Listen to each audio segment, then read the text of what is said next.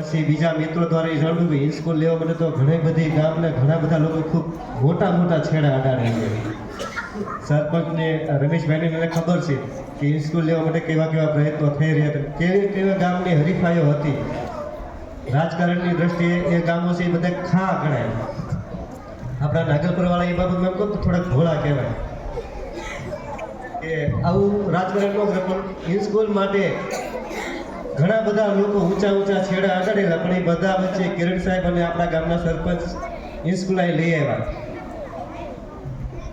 એ વખતે થોડુંક અમને નહોતું ગમેલું, કારણ કે અમારા પીરિયડ છે ને એ રમતવાળા લઈ જાય એટલે અમને નહોતું ગમતું કે આ અમને પીરિયડ દેવા પડશે અને એ રમાડે અમારે બેહવાનું.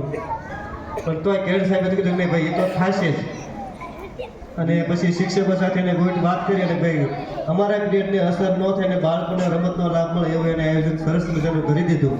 અને આજે ઘણા બધા બાળકો એના કારણે મફત ભણતા થઈ ગયા.